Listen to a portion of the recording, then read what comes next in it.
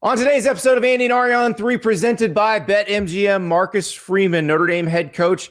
Every time an NFL job opens, his name pops up. The Steelers job opened, his name popped up. Just so happened, Marcus Freeman was talking in a press conference on Wednesday and got asked about NFL jobs. I don't think he's going anywhere. It sounds like he is going to be at Notre Dame for some time. He talks about how excited he is to be at Notre Dame and what's next after the Fighting Irish skipped this postseason following the college football playoff snub. Plus, our friend Cole Cubelic joins us. We talk about his rant that went viral on Wednesday about Auburn and keeping Cam Coleman and Deuce Knight or not keeping them and what that means and what the mentality is when you lose players in the transfer portal that were big-time recruits. We also talked to Cole about the keys to victory in the national championship game between Indiana and Miami. Cole diagnoses line play better than anybody, and with these lines of scrimmage, it's great to dig in with him. Plus, former Alabama quarterback Ty Simpson talks to our Chris Lowitt on 3 about the offers he got, and man, they were throwing bags of money at him. But he is not staying in college. He is going pro, even though Miami and Tennessee came after him pretty hard. Ty Simpson explaining why he's going to be former Bama quarterback Ty Simpson only as he moves on to the NFL. All that today on Andy and Ari on 3, presented by BetMGM. We are presented by BetMGM. We use BetMGM lines and totals, and you can join us by joining BetMGM. If you have not signed up for BetMGM yet, use the bonus code CFB, as in college football, CFB, and you'll get up to a $1,500 first bet offer on your first wager with BetMGM. Here's how that works. Download the BetMGM app and sign on using the bonus code CFB. Deposit at least $10 to place your first wager on any game. You'll receive up to $1,500 in bonus bets if your bet loses. Just make sure you use the bonus code CFB when you're signing up. So download the app, deposit at least $10, place your first wager, up to $1,500 if your first bet loses. Use the bonus code CFB when you sign up. Make this college football season one for the history books. Make it legendary with BetMGM. See BetMGM.com for terms. 21 plus only. U.S. promotional offers are not available in New York, Nevada, Ontario, or Puerto Rico. Gambling problem? Call 1-800-GAMBLER in the U.S. Call 877-8-HOPE-NY or text HOPE-NY 467-369 in New York. Call 1-800-NEXT-STEP in Arizona. Call 1-800-327-5050 in Massachusetts. Call 1-800-BETS-OFF in Iowa or 1-800-981-0023 in Puerto Rico. First bet offer for new customers only, subject to eligibility requirements. Rewards are non-withdrawable bonus bets that expire in 7 days in partnership with Kansas Crossing Casino and Hotel. Don't forget, if you haven't signed up for BetMGM yet, use the bonus code CFB and get your $1,500 first bet offer today. Welcome to Andy and Ari on 3, presented by BetMGM. And Ari, it's probably good if you're Marcus Freeman, and every time an NFL job opens, everyone assumes that you are the number one candidate. Or every time a college football job opens, everyone assumes, well, they're going to have to call Marcus Freeman and make him say no. Like that. That's a great place to be, right? If you're somebody who everybody says you got to call that guy every time a job opens, that means you're doing your job well. That means you're probably being paid very well. You're probably getting a raise. You're probably getting whatever perks, benefits, stuff for your friends at work that you want. But it's also maybe a little bit annoying that every time you got to say something about it. Andy, I know he's been brought up for a lot of NFL jobs. The Steelers is like the gold standard of NFL jobs, right? Well, sure. They've had 3 coaches since 1969. I'm old as hell, and Chuck Noll had been the Steelers coach for 9 years when I was born. So they've only hired, they hired Chuck Noll before I was born. They've only hired 2 coaches, Bill Cowher and Mike Tomlin, in my life. And again, I'm old as hell. And Marcus Freeman, I believe, is from Dayton, Ohio, right? Okay. And the Steelers are not I mean, I think the Bengals are probably more of a Dayton fan base than any other NFL team, but the Steelers are like a very big presence in the Midwest and into Ohio, especially as AFC North rivals to the two Ohio teams. And the Steelers are a national team. Like, they have a national fan base. It's not just Western PA. And I'm not like caught up on like NFL records and stats because of, like, the Patriots and now the Chiefs or whatever, but like the Steelers do have the most Super Bowls too, or amongst the most. Yes. And like, if you were going to take an NFL job, I guess the point I'm trying to make is, like, if you were ever interested in an NFL job, like, this is the job I would want, I think. Sure. Great, stable ownership. They give you what you need. They don't fire anybody. They're always they good. Trust you to do the job. Like, it's pretty awesome. Steelers down years are like the Browns, like, dream years. I feel like they go 8-8. Didn't they have like I don't know, Mike Tomlin set a record or something of like most consecutive seasons of at least 500 football there? Like, I mean, like, I don't know. Like, I'm not trying to talk people into this because it sounds like to me that Marcus Freeman would not do this. But if there was ever a testament or proof that he's not interested in the NFL right now, turning down the Steelers job would be the job to turn down, right? That would be the job to turn down. It would be. And look, this is a Megaboard Wednesday. We're going through the different boards on the On3 sites, and obviously this one on blue and gold went quick. And they had this out here yesterday. Report Marcus Freeman staying at Notre Dame. It was an Adam Schefter line from one of his reports on ESPN. This was yesterday, and because everybody knew it would be the first thing anybody asked. And fortunately, Marcus Freeman happened to be doing a press conference today, so we got to hear from Marcus Freeman himself about this stuff. He was addressing a lot of other things too. You know, they're hauling the portal. They've got some new coaches. He had the stupid thing where the wrestling coach at the high school had accused him of something, and the newspaper wrote a story, and then the video came out, and you're like, oh wait, that's nothing. And so he talked about that too. But obviously, the part everybody was most interested in is, how do you feel about all this NFL stuff? And I thought Marcus Freeman did a really good job answering that question today. Your words, if you could share with us your plans for the immediate future.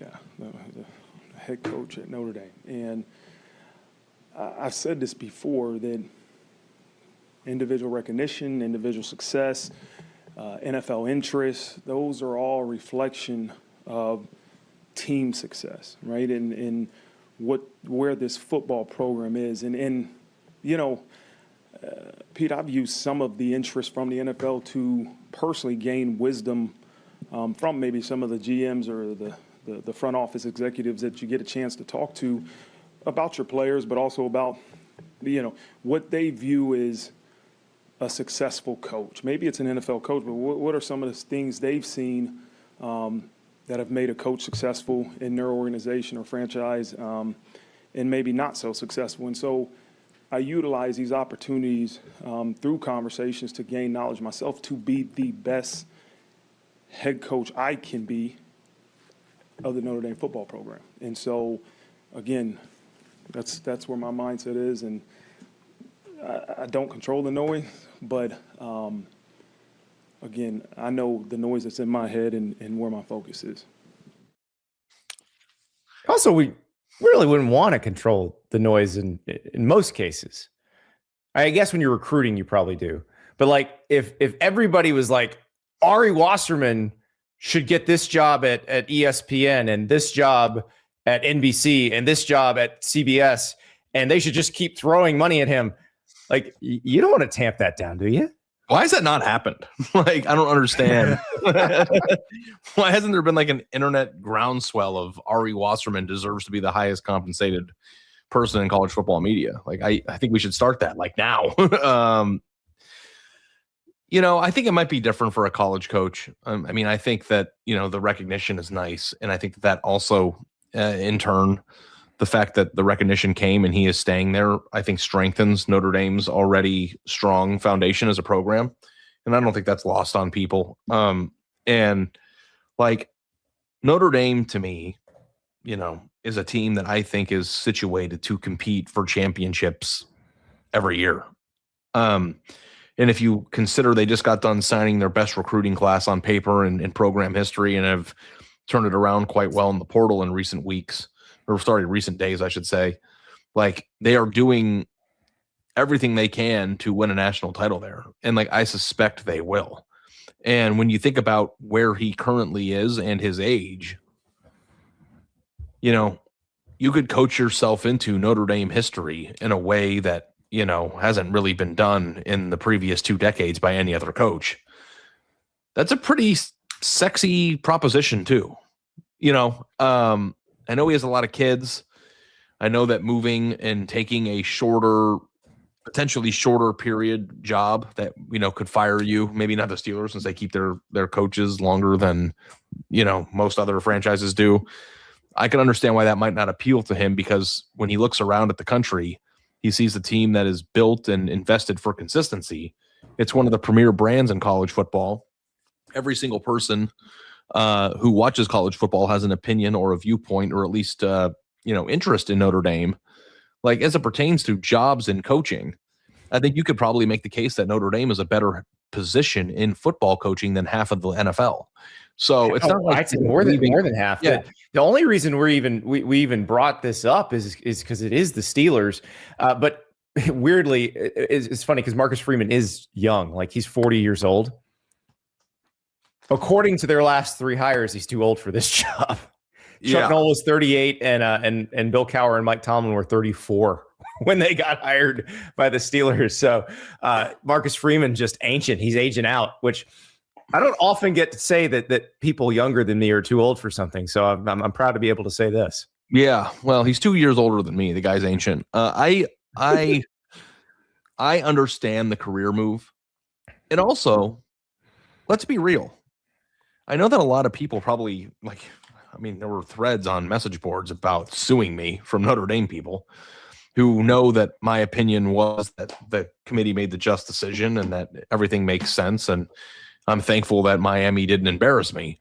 But you probably don't want to go out on that either. I mean, you get to the national championship game the year before, you assemble a team that, in my opinion, though rightfully left out of the playoff, could have made noise if it were permitted, and maybe even could be in the national title game had they made the playoff. Let's be real here, Ari. I agree. Yeah. There's some oil still down underneath the surface there that you can drill for. And I think that, like, I completely understand, and I'm not shocked or even caught off guard that he would stay there. I think it's a really great place. And by the way, they love him. That's the other thing. They love him. Well, and he has taken them to places that maybe some of them didn't realize they could go, because I don't think I was alone or you were alone when Brian Kelly left, and we said, okay, did Brian Kelly have Notre Dame in its ceiling? And then Marcus Freeman very quickly showed us that he didn't, that Brian Kelly did not have them anywhere near their ceiling, and that Freeman could get them further along. And now, like, a lot of this press conference today was about what they're doing in the transfer portal, how they've changed some admissions situations so that they can get more undergraduate transfers in. And that's the sort of thing that, like, Marcus Freeman can get done because he has leverage to get some of that stuff done, because he does get interest from other college teams, from NFL teams. And so to keep him happy and make sure that he is continuing to bring Notre Dame toward its ceiling in football, they're playing ball with him in ways that they didn't necessarily play ball with Brian Kelly. So you got that. And after this failure, Andy, how did Notre Dame react? They didn't react, well, Marcus didn't do good enough. Yeah. Let me ask you this, because I've never said this before. Okay. And I think it's a very important distinction to make. If let's what do you think is the most which SEC fan base do you think is the most nuts and most spoiled? Oh, depends. Would it be Bama? Day. Bama, Alabama, LSU, Florida. I mean, it just Tennessee. Let's go with Bama. Let's just do Bama. Okay. Kalen DeBoer starts 0-2, and then runs the table and is improperly left out, according to very many people. I don't think they were improperly left out, but for the sake of conversation, we're improperly left out. Notre Dame took the beach for him and was like, "This is bullshit. Like, we're not playing in the game. We're doing this." The AD backed him. Everybody had his back. Yes, everybody had his back. And you know what? Like, You know what you didn't hear a single person say? Marcus Freeman failed because they started the season 0-2. That wasn't a talking point by anybody. No. Now, if you were to replace that situation with an Alabama, and let's just say it happened to Kalen DeBoer, don't you think Kalen DeBoer would be under at least like 5% heat? I think people would be like, well, they won 10 games in a row and back in good I mean, races. he's under a lot of heat now, and they did make the playoff and won a game. I'm just saying, like, so, yeah. you also missed the playoff in a 2-loss season where you had an incredible team and literally nobody is criticizing you, which is like not really something that's very typical for programs. Right, and essentially everybody wants to hire you still. And I thought our friend Pete Sampson, our former coworker at The Athletic, asked a really good question because he was following up on what Marcus Freeman said about that he uses this NFL interest more as fact-finding. You would reference sort of, the NFL interest that allows you to sort of be a fact finder as well. What have you gotten out of those conversations? And I guess are you concerned ever there's a negative here with that sort of ambiguous interest, whether it comes to a portal guy or a recruit being like, are you going to be here or not? Yeah, I'm always open and honest with our administration, our recruits, our current players, and it's important they hear from me and not maybe what's on the media or social media. But it's not just, again, gaining knowledge from NFL executives. I gain knowledge from coaches around here. I spend time with Micah and some of our other coaches, and I'm always looking for ways to improve.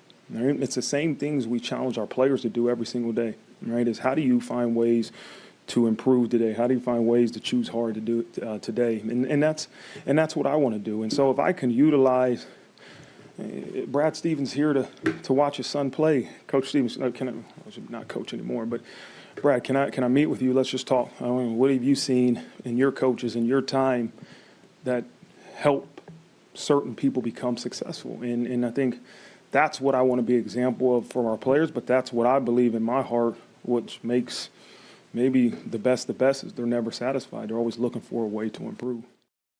So we'll wrap up the Marcus Freeman discussion and look forward to what is coming at Notre Dame in a second. But as Marcus Freeman talks about ways to improve, there is a really good way for you to improve your productivity.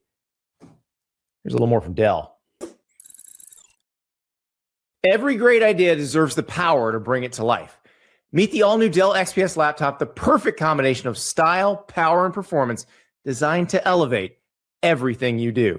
With its modern, ultra-thin design, it's as stunning as it is functional. And the battery, it's built to last all day long, from that first sip of coffee to your evening wind down without missing a beat. The Infinity Edge display captivates with vibrant colors and crystal clear detail, pulling you into an immersive experience whether you're working or streaming. And when it comes to performance, the XPS doesn't just keep up, it leads the way. Whether you're tackling your biggest projects or bringing your creative vision to life, it's built for editing photos, mixing tracks, and designing masterpieces. Powered by the Series 3 Intel Core Ultra processors, the XPS gives you the freedom to create without limits all day long. The Dell XPS proves there's no need to compromise. Style, power, and reliability come together in one expertly crafted machine. Check out the all-new Dell XPS at Dell.com/XPS.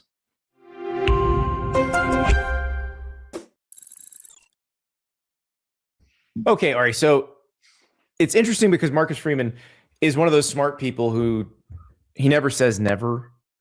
Because I think if you're a coach, you should never say never. You shouldn't box yourself in on anything. So I'm sure there's a lot of people who've been listening to all this going, well, he didn't say that he's not going to take the Steelers job. Okay. Can I play him one more thing that should drive that point home? Sure. All right, let's do one more from Marcus Freeman. This is from our friend Tyler Horka from Blue and Gold, our Notre Dame site at On 3. When it relates to the NFL, we've heard what you talk about, what it means for your program, for that interest to be in you from, the league. For you personally, what kind of interest do you have? I know you just turned 40, and you have your whole career ahead of you. Do you want to be an NFL head coach someday, and can you see that for yourself? Do I want to be? I mean, I don't really. I've never done it. I don't know if it will. I don't know enough about it. You know, it may be sometime in the future if it's the right time and it's what I think is right for me, then maybe I'll pursue it. But I don't love wasting time thinking about things that aren't right in front of me. And so I don't know what I'll want in however many length of time, you know, how much length of time from now. I don't know. But I know right now that I am as convicted and motivated to being the best head coach of the Notre Dame football program as I can be. Yeah, that's Marcus Freeman going, I got a hell of a signing class and portal class coming in. I plan on being really good here next year. And maybe if I win some national titles here, maybe in the future I'll do something else, but I plan on winning some games here. Yeah. One last thing before we go. Mm-hmm. Thank God he's not. College football needs these people in college football. Like, I don't want our stars leaving to the NFL to go be the head coach of the Indianapolis Colts and like fly under relative obscurity. Do you think if you asked like our audience who the head coach of the Colts is, like most people would know? Would know Shane Steichen? Did you know? I did, yeah, but I'm online a lot.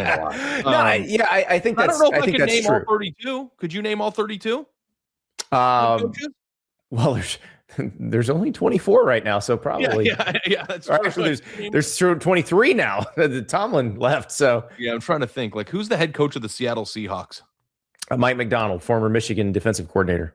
Who's the head coach of the Dallas Cowboys? That would be Brian Schottenheimer, former Florida Gator, I'm going to son of one out. legendary coach Marty Schottenheimer. Who's the head coach of the Bengals? Zach Taylor, former. Well, you know Nebraska that quarterback. because he has survivor's guilt. He's the only coach that survived the AFC North this year. I was trying to think of like teams that were. What about the Arizona Cardinals? Last one. They don't have one. Jonathan Gannon got fired. Trick question. You know them all. Okay, whatever. You get it. I'm happy that we get to keep. We were playing that game actually at the coaches convention as the head coaches were meeting. Can we name all 136 in the FBS? Because remember, Ohio U just changed over. And so we were trying to figure out if we could name them all. And you get stumped? I got stumped on I could not remember Ohio U's new head coach who just got named last month. So that was a tough one. Yeah, John Hauser, right? John Hauser. Yes, he was elevated to the job. So and I think we played the video of him being hired on our podcast. Yes, we did. Exactly. Yeah. We know what I would be bad at though. NBA head coaches. I would be cooked. Oh yeah, I'd be terrible at that right now. Terrible at that. Although there's a lot of guys that I watched as players that are now head coaches that I'm like, wow, he's a coach now. Okay. We got some other news that we need to talk about, Ari.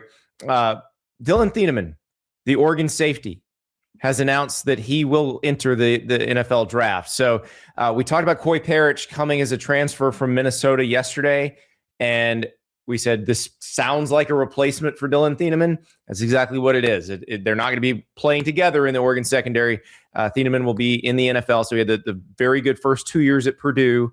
Then Thieneman went to Oregon for this past year, had another great year. He's off to the NFL. Coy Parrish will probably fill that role for the Ducks next year. Ari, also in transfer portal /draft/ everything else news, LSU has another new quarterback, Husan Longstreet, late of USC, who was the backup to Jade Mayava this year. He was a very high-profile recruit, thought he was going to be the next Lincoln Riley quarterback, and I think had Jade Mayava gone pro, he would have been the starting quarterback at USC next year, but with Jade Mayava coming back. You don't think he left a place because he wanted to play now to go to a place where he's not going to play now? That's a good point. That is a good point. I'm actually kind of surprised by this when I saw it. I thought the whole reason he was leaving was because he couldn't get on the field.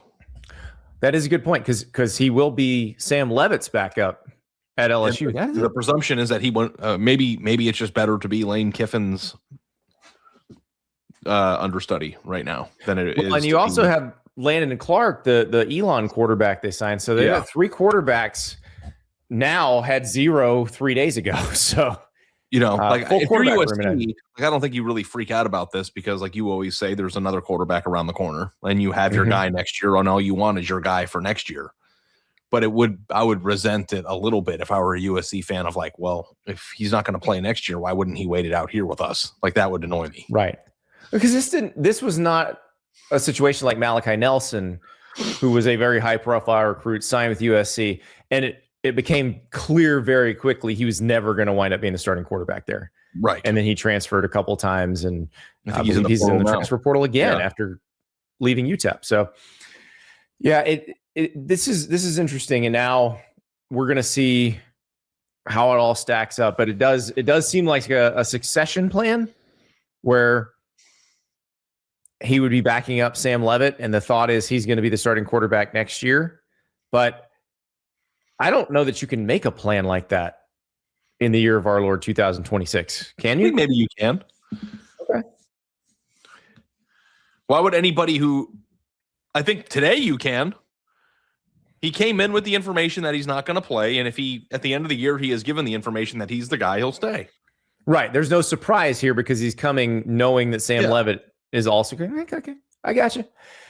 We shall find out. But then again, if somebody else offers him a huge bag next year, there's still no guarantee that he might not leave. Exactly. I don't know.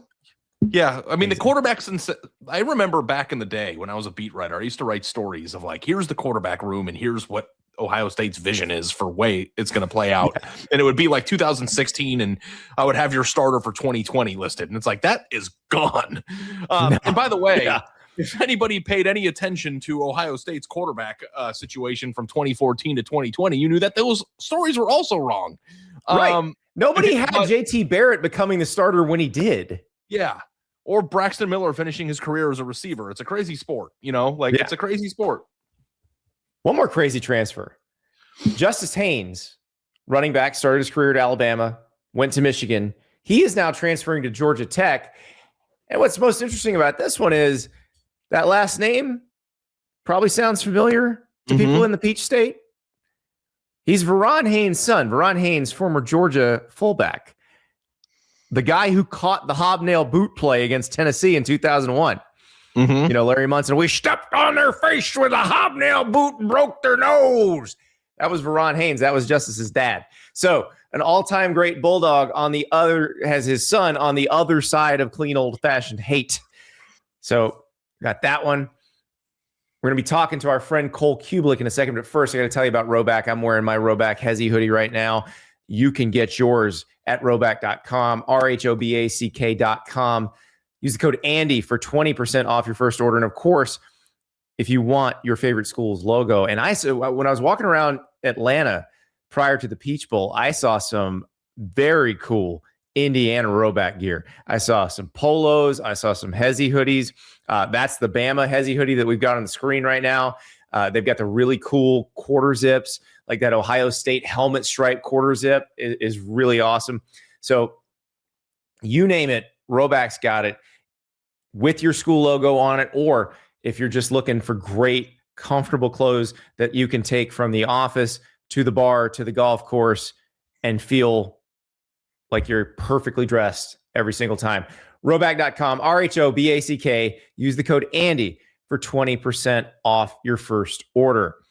Now, let's talk to our friend Cole Cubelic, who went a little viral this week because he had a rant on his radio show, Mac and Cube, which is him and Greg McElroy, the former Alabama quarterback. They do a show in Birmingham together. And Cole was going in on Auburn fans who were upset because Auburn lost Cam Coleman and Deuce Knight to the transfer portal. And I thought Cole had a really good message for those guys. Let's talk to Cole. It is, of course, Megaboard Wednesday, and we go to the Auburn sports message boards, the corner, with this headline, Cubelic preaching this morning. And it is Cole Cubelic on his show, Mac and Cube. And Greg McElroy reduced to just chiming in, just amen. Here's a little bit of Cole from the pulpit. No player cripples a program when they leave. Not a single one. Not to the draft, not to the portal, not to Enterprise Rent-A-Car to start a career. None of them cripple a program when they leave. And if your mindset is that is a loser brain. That is a loser take. That is a loser mindset to think, oh, he's leaving. We can't win. You can't think that way. We are joined now by Cole Cubelic, co-host of Macrolli and Cubelic in the Morning. You see him on ESPN on the sideline. You see him on the SEC Network. If you're really a Cole Cubelic head, you're listening to Tuesday Night Date Night and the Cube Show. So, Cole, I appreciate this. Because one thing that drives me crazy in this era of transfer portal and everybody moving is fans going nuts because they got so used to, or they fell so in love with somebody when they were a recruit and covered as a recruit, and they picked the school, and maybe they didn't even do that much at the school, but because they were a big time recruit, when they leave, it's the end of the world. First off, a little bit different flavors on the headlines there from our friends here at AL.com than what On3 decided to do there. So my wife sent me that one. She's like, oh no, what did you do? I think it's going to be okay. I don't see any lies on that headline, by the way. And Cole, let me ask you before you get going. I got to say this. Is there anything more gratifying to the soul than just dropping a loser? Like loser mentality. Like, ugh. And it's like so true. But at the same time, the anxiety drives the interest. It is, but it goes back to what Andy was saying, is that we're so conflicted in so many ways with the portal right now because our guy goes in, we get mad, we're angry, we don't like that person. And then if that's a player that was hyped up through recruiting or has shown some flashes of brilliance or even been a great player for us, how are we going to survive that? How are we going to get over that? Departures have been happening for the existence of college football, kicked off team, graduation, obviously leaving early to go to the NFL. Those have all been difficult for people to overcome. They're just more frequent now, but you can replace some with other players out of the portal, which then that becomes convoluted and confusing because we have portal rankings. Some, as Andy stated, are players that have not played. Others are players that have 500 to 1,000 career snaps in real college football, which is being proven Monday night and has been through the playoffs that's extremely valuable right now. No matter how many stars you had by your name, there are just a lot of different directions that our brains can go. This was me, and it was not Andy Burcham's fault. Andy Burcham, voice of the Auburn Tigers, joins our show every Tuesday. We just kind of asked him, how are things going with Alex Golesh? You're down there, you see him, you talk to him, you feel it out. He mentioned those two names, not trying to make excuses or a pity party, anything. And I promise you guys, I was at the Peach Bowl in Atlanta, walking around Thursday afternoon, Friday night at the game, after the game. I had 5 different fans. I know 2 were Auburn fans. I don't know if the others were. Mentioned these 2 players specifically to me and how Auburn was going to overcome that. And it was just to my wit's end yesterday when asked about this because it seems to be focusing in on those 2 individuals. And I would be telling you guys a bold-faced lie if there weren't some other people involved in the athletic department that a lot of that wasn't directed at as well. So, well, and that was my next thing, because it seems to me that this is not as much about the Auburn fan base as it was presented when the coaching change was made, when the decision was made to push for keeping DJ Durkin on the staff after he was the interim coach, that it was in service of retaining the roster, specifically retaining someone like Cam Coleman, retaining someone like Deuce Knight. And you've talked about this a bunch. And we've talked about this on the show. An AD, an athletic department, they should understand at this point, if you fire your coach, you are pressing reset on the roster. That is a choice you've made. You can't make both choices. And in fact, you shouldn't hamstring the new coach by saying you got to make sure you keep these guys. Not only that, you won 5 games the previous year. Should you want to keep a lot of these guys around? And that doesn't mean that they can't be good football players. They can't contribute. There were just a few people who, for some reason, thought this was personal. I think Cam Coleman's an outstanding football player. I think he's going to have a great football career. Deuce Knight showed us against Mercer. Maybe he has a chance to be a great football player. I don't really know if either are going to be consistently great for a long time. But when you begin to peel back the layers and ask the questions, if we're just talking about these two, like what games did Auburn win because of them? What games was Auburn in because of them? Now, that has to do with supporting cast. I think the Vanderbilt game. But they still lost the game. They lost. But we're in it, correct. There were some things against Oklahoma that maybe they're not as competitive in if he's not a part of that game. And that's not to really take away from him. It's just that those services were available and still not enough for you to be even good, much less really good or great. So maybe part of me too is completely bought into this Indiana mindset right now of go find a bunch of players that want to do it the way it needs to be done and that are willing to play unselfish football.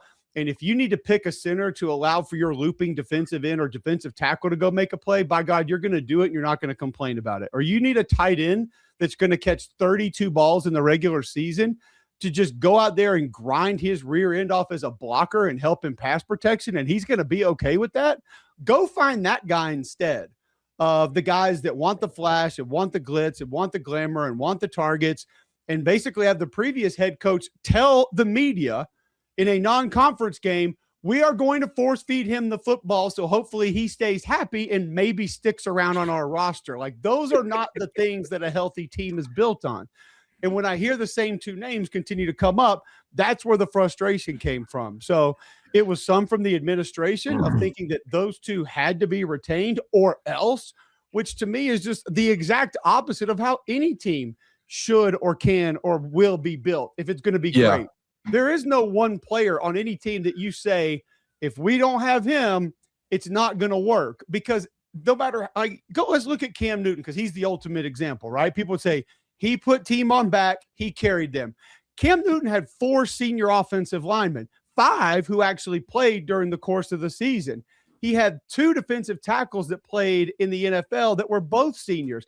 He had a senior inside linebacker that called the whole defense that played in the NFL for a while. Like, they had vets everywhere.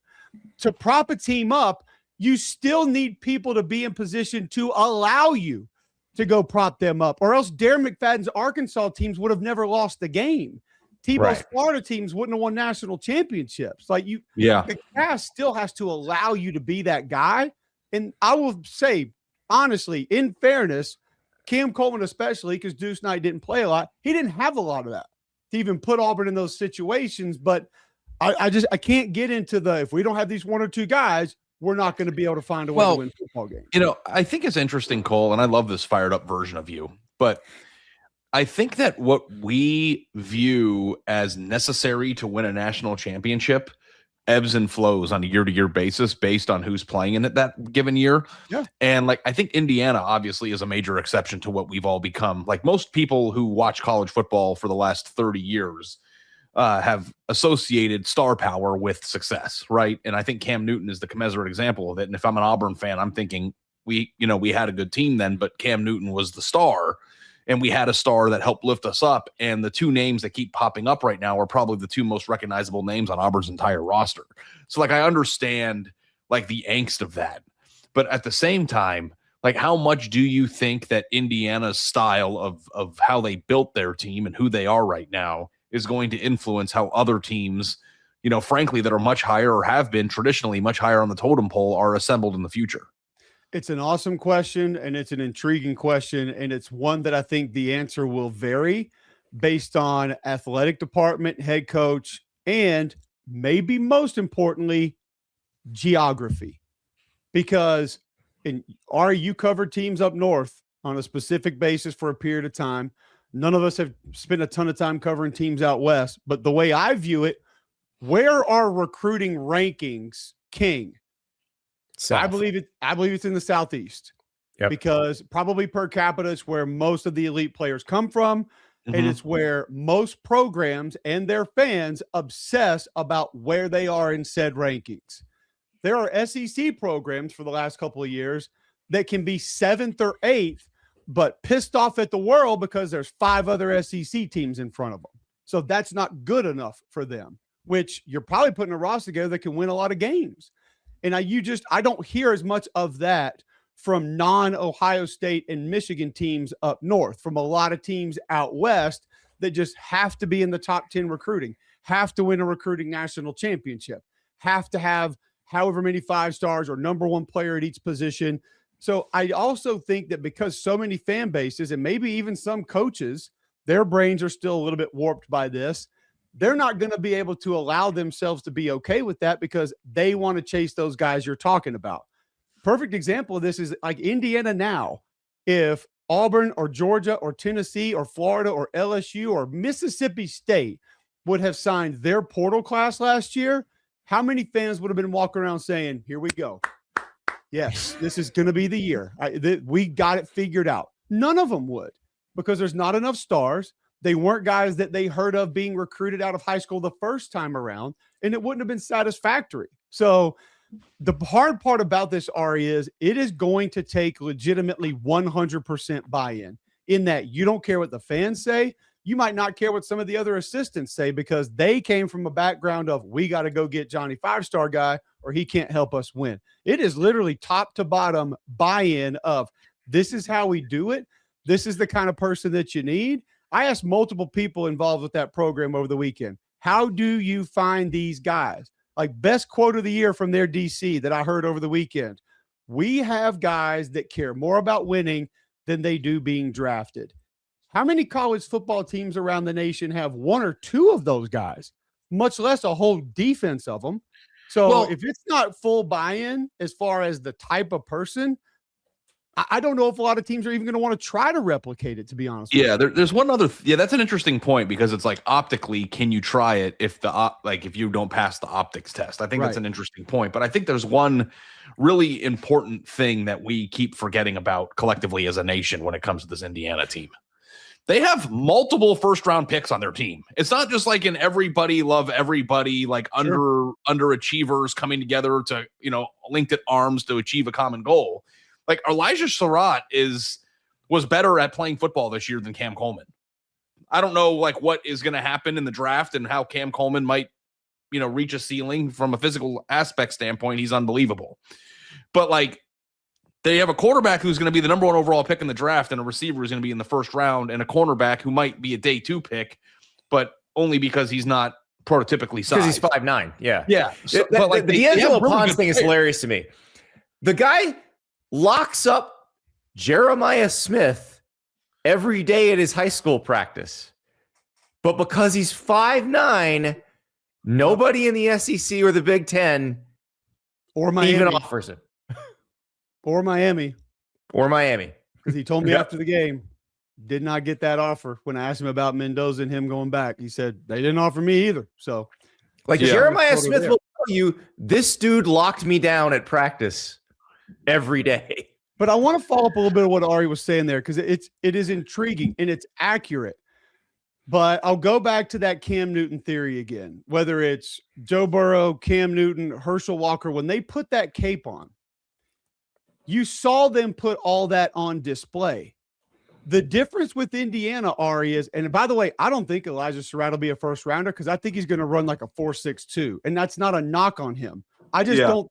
He's going to get to the combine and not run super fast, and we know what the reaction to that's going to be. Oh, this guy can't play. Oh, he's tight end speed.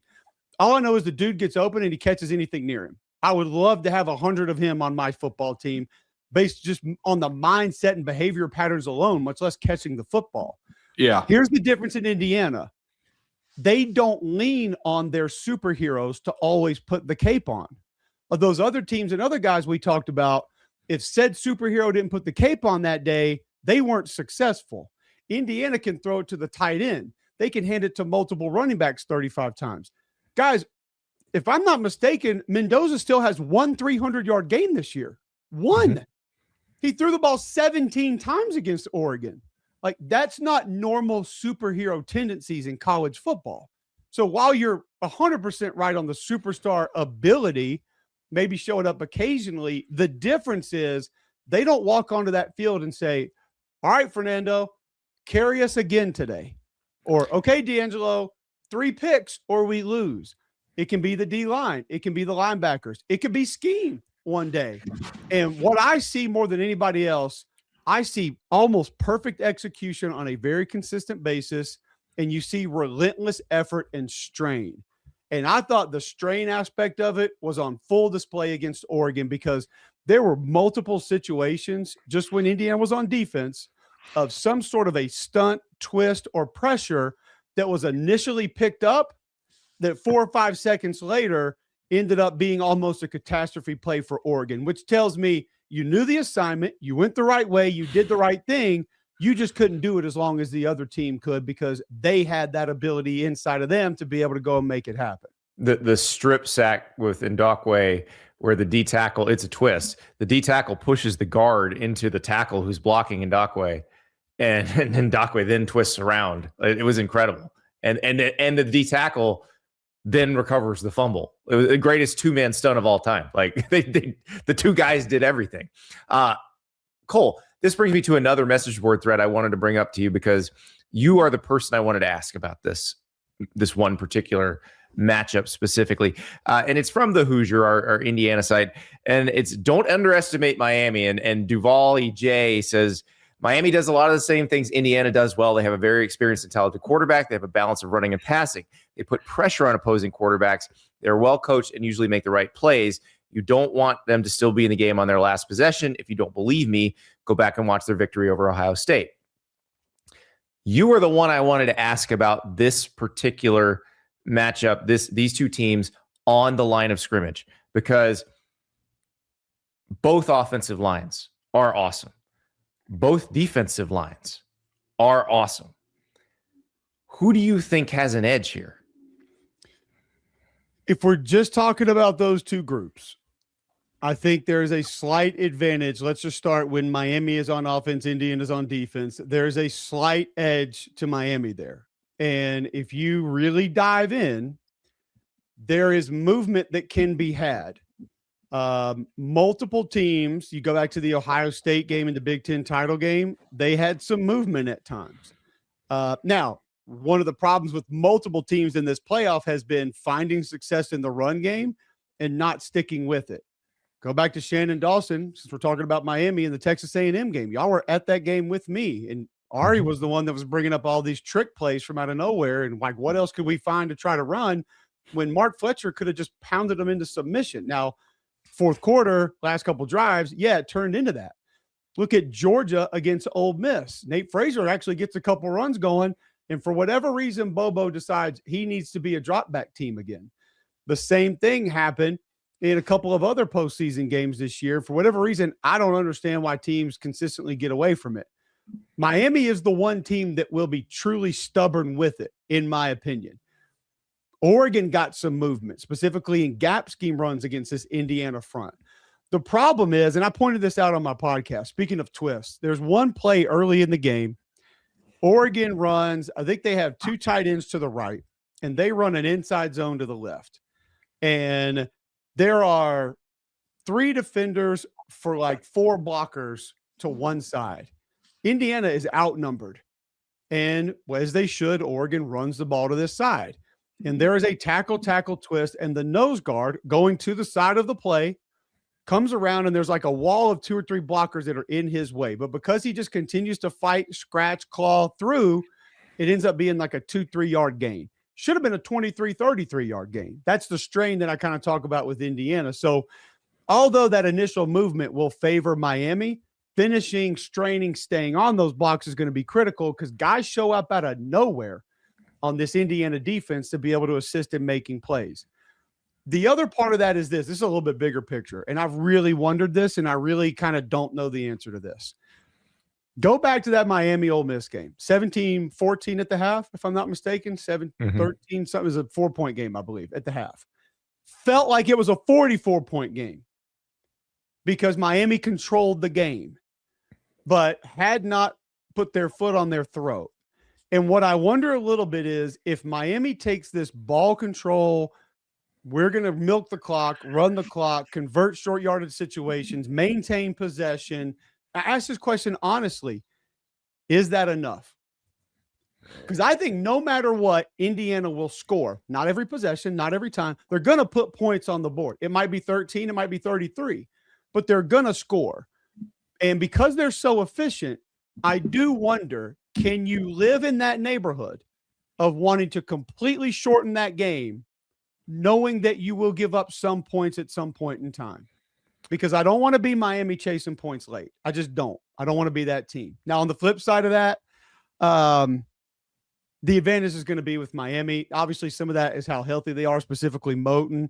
I mean, I guess Bain and Mesidor too, like who looked like they were a little bit nicked up. How healthy are those guys? But the problem there becomes you're now playing, you're outnumbering a group that is always outnumbered and continues to find ways to win. Like Miami rarely is going to put an extra big body on the field to stop the run.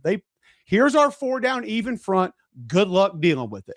We'll bring a nickel every now and then. A linebacker will walk up occasionally, but like you got to deal with these 4 guys, and you usually have 5 or 6 to deal with it.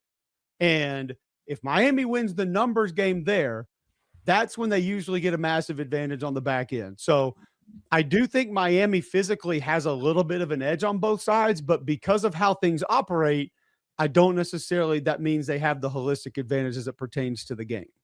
Yeah, it just feels like Miami can't let Indiana score twice early and control it. I feel like Miami has to be the one driving the bus for 4 quarters if they're going to win.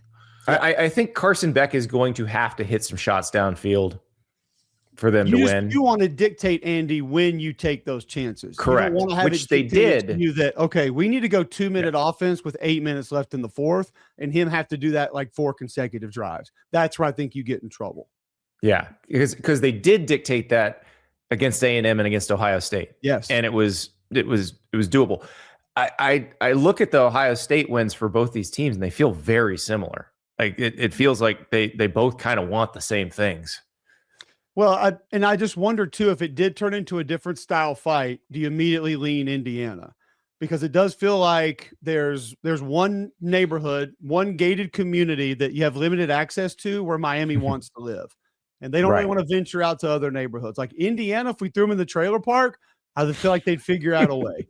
You know, if we put them in a high-rise condo in Manhattan, like they'd figure out a way. Like that's and that kind of goes back to the players. That's literally what they did as a program, Cole, by the way.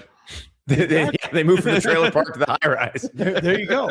But it almost feels like going back, that pertains a little bit to what we were talking about with the superhero effect. The reason that I've kind of fallen in love with this group is the team aspect of it.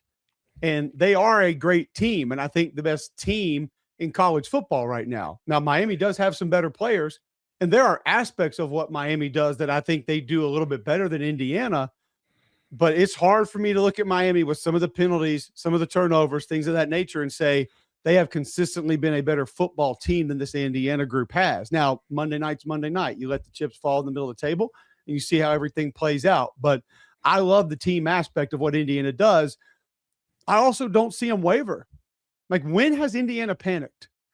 Not after a pick, not after a sack. I mean, any other team running a 2-minute offense with 90 yards to go that takes a sack down on the road in Happy Valley and has to try to battle back from that, you're done. They melt in that moment. Indiana figures it out. So you don't see the DBs getting in each other's face like somebody blew a coverage. You don't see offensive linemen pushing quarterbacks and quarterbacks slapping them on the rear end none of that stuff happens with this group, which maybe the most amazing part is how like no one ever seems to go at anybody else on the team on the field at any point in time. Well, I guess you kind of hinted at it. But if I were to ask you for a pick and just maybe against the spread, even, which side would you take? It feels like a lot of points. I'll say that. I don't know how super confident I am there. I picked Indiana to win it before. I picked them to win the Big Ten championship game. I just think that I hope that this does provide a little bit of a blueprint moving forward of, hey, creating the best team can be the best avenue in which to go. Not everybody's going to want to or has to operate that way, but I just think when you go into a fight, how many ways can you win it? And Indiana has a gigantic bag of ways that they can win it.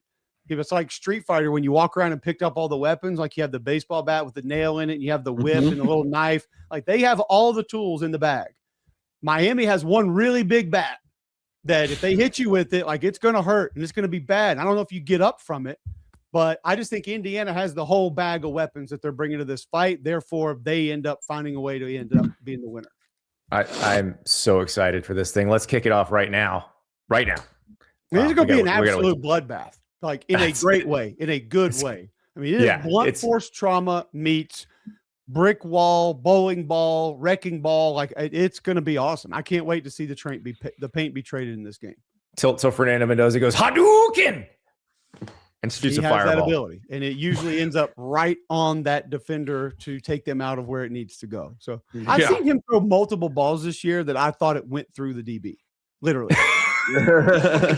He just phased out. Just it happens in the video game all the time. The one to Baker on going away from us in the press box, like it was on the left hash, and they throw the out. He lets it go like 2 yards before he's even out of his break. The DB is there, and he waves his arm in front of it. And I've literally watched it. I'm rewinding it, thinking it went through him, literally through the DB. I don't know how the ball got there. I just don't. I cannot wait for this. Cole Cubelic, thank you so much for joining us. Make sure you are listening to Cole on Cube Show, Tuesday night, date night, and check in on Mac and Cube in the morning. It is streaming everywhere. You don't have to live in Birmingham to listen to it. It is spectacular every day. Thank you, Cole. Thanks, Cole. Appreciate you. That's our friend Cole Cubelic, and obviously he does that show with Greg McElroy, former Alabama quarterback. And listen, there's something to being a former Alabama quarterback, but what Ty Simpson is doing may take the cake as far as former Alabama quarterbacks go, because he talked to our Chris Lowe at On 3, and he explained why he's keeping his name in the NFL draft. Charlie Potter at Bama Online posted Chris Lowe's story on Tuesday night. Ari, Ty Simpson went on the record and said that Miami and Tennessee came after him very hard, that the highest offer was $6.5 million for 1 year of playing college football, which, I mean, he's going to go to the NFL.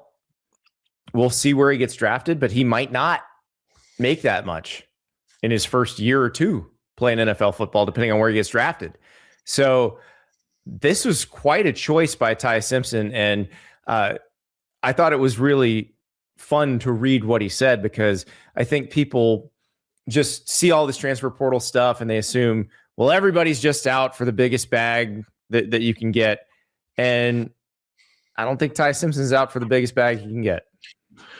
Yeah, and I think for people listening into the podcast form, let's just read the quote for them, because it's up here on the screen for those watching. But KD and Coach Grubb have been so good to me, Simpson said. I'm sure they were wondering what was going on, because they wanted a decision from me last Thursday so they could just start building their roster for next year. I was honest and told them what I'd been offered, but that I just couldn't do it because of everything I stood for and what Alabama had meant to me and the legacy that I built there. Everybody would just remember me as the guy who took all this money and went to Miami or Tennessee for his final year. But I was a captain. I put my hand and footprints in the cement at Denny Chimes. I would have lost everything that I built at Alabama. And that's the thing. There's still guys like this. And we talk about the portal, and you get the stat that the 30% of the active rosters are in the transfer portal, which also means 70% are not. There's more of these guys than you think that go to a school, that love that school, that want to be affiliated with that school for the rest of their life. And that's Ty Simpson. I mean, because I don't like Ari, there's no going back from saying something like this. And like he's put his name in the draft. He's gone. He's going to the NFL. Yeah. I mean, you only say something like this once the decision's been made. But like I also thought about Quinn Ewers, because I think this was part of the calculus with his decision a year ago, and people were beating him up for going into the NFL draft. I think that, being a Texas Longhorn meant a lot to him, and anybody who tracked his career path, knows that he went to Ohio State, was there for a semester, and then immediately went back and is a Texas boy. All of his NIL deals were around Texas lifestyle stuff. I think he has, if I'm not mistaken, a tattoo of a Longhorn on his thigh somewhere. He wanted to be known as a Longhorn forever. Now, it's a convenient thing to say because Arch Manning was going to be the starter here this past year, no matter what he did. But I think he would have been really well served saying something similar a year ago. And when you think about legacy, Quinn Ewers' legacy was bringing Texas to the playoff 2 years in a row. Yeah. Ty Simpson, I think, was a major piece of Alabama's success. But when you look back at his actual on the field legacy in comparison to the countless players that played behind him, it probably doesn't stack up pretty high in Alabama lore. But this quote certainly shot him up the list, I think. I would think so too. And the thing is, if we look at, and Quinn Ewers is an interesting case study because Quinn Ewers ended up getting drafted in the 7th round. He was 231st overall. Ty Simpson is going to be picked higher than that. I don't know where he's going to wind up. I don't know if he's going to be a first-round draft pick. That I think he believes he is. But if Alabama didn't have Ty Simpson, if Alabama had a lesser quarterback than Ty Simpson, how do you think this year goes? Because I don't think they beat Georgia. I don't think they beat Vanderbilt. Ty Simpson was keeping them afloat for a while. Yeah. And you know what? We have gotten so spoiled by Alabama's success and consistency of success that, like, you know, we look back at Alabama's season this past year and go, oh my God. But like, they made the playoff and won a game in the postseason. Like, they made it to the final eight. Like, they had a good year. So yeah, they won 11 games, right? I mean, they went 10-2 in the regular season. They lost the SEC and they went 1-1 in the playoff. Yeah. And like, listen, you don't want to lose the SEC championship game or the quarterfinal game the way that they did in the playoff. Certainly Alabama, you know, demands and should demand more than that, but it's not like they didn't have a good year. And I think a lot, like you said, to echo what you said, like a lot of that success was predicated on his ability to move the chains on critical third downs throughout the year and keep his team afloat when they couldn't run the ball and, you know, get them out of jams. And I think that makes him a very attractive, you know, NFL prospect. And the other thing too is that the loyalty that you illustrate while in school and staying and not transferring and developing within the program, playing for Saban, staying there after he leaves, all these things I think are pretty good, numbers in an arithmetic problem of like, what's going to make you successful in the league. Like, you know, we always talk about what's going to make you successful. I think the number one thing right now is how many snaps as a starter did you take in college? I think that's like a pretty important stat. But in terms of staying put and illustrating the abilities that he has both on the field and off of it, I think that makes him an attractive candidate to be a quarterback for an NFL team in the future. Well, and he could have taken more snaps as a starter in college, obviously, if he'd wanted to take the money and go to Miami or Tennessee. But I think the post-football part of his life, I mean, there's a lot of avenues that open up by being a former Alabama quarterback and a beloved former Alabama quarterback, which I think you mentioned earlier. Like, what he's doing now, this choice will make him beloved. And he'll be fine financially. Look, he was getting paid this year. He will get paid a decent amount of money in the NFL. He will be a financially well-off person playing football because he's a good quarterback. And so he's going to be on an NFL roster, and he's going to be on an NFL roster for a long time. So that's the other part of it is he's probably very secure in that, hey, I'm gonna make plenty of money. I'm gonna be taken care of financially. I'm gonna get to do the thing I love, and I don't have to turn my back on this school that I love, that I've spent 4 years at, that I feel like is a part of me. And I love seeing it. I mean, and that's the thing. I don't have a problem with anybody taking the bigger bag to go somewhere else. But it's also cool that there are guys like this that want to do it this way. Yeah, and it also would have just been weird to see him in a Tennessee uniform. I mean, like, there are certain lines too. Like, it's just like I would have preferred. And maybe we should have a discussion on a show later this week. Maybe we'll do it from South Florida when we're there for the national title game about what Miami's going to do at quarterback next year. I've gotten a few questions about that, and I think that being involved in the Ty Simpson sweepstakes is a clear indication that they're in the market for one. Yeah. And that's an interesting thought process that we're gonna have to delve into in a later show. But like, respect to Ty Simpson, and I can't wait to see what he does in the league. Yeah, and we talked about Tennessee yesterday and what they're going to do, and it's probably George McIntyre who signed in the class of 25, or Faison Brandon who's coming in the class of 26, winds up being the starter, and Miami is the next question. Now Miami's still playing, but the transfer portal closes on Friday, Ari. Yep. So if there's not another quarterback who jumps in who's experienced, then you're probably talking about Emory Williams, who's been waiting his turn there at Miami, and he has not gone into the portal. He's still on the roster. He's the backup to Carson Beck right now. So potentially, maybe that's the guy, but we'll have to discuss that further because we know it's not going to be Ty Simpson. Now we just find out where's Ty Simpson going to get drafted because he's a Bama guy through and through. And as far as college football goes, he'll always be a Bama guy. Now, we hope you guys are always going to be Andy and Ari guys and gals. And one way to reinforce our relationship is you ask us questions. Dear Andy, dear Ari, tomorrow on the show, Andy Staples on3@gmail.com, Ari.Wasserman@on3.com. You guys always ask the best questions, and it just helps us shine a light on what you want to know about. And so there's a lot of questions to be answered in the world of college football. Hit us with your questions, and we will answer them to our best ability on tomorrow's show. Ari, I will see you then. I'll be sending you questions tonight. Put your thinking cap on.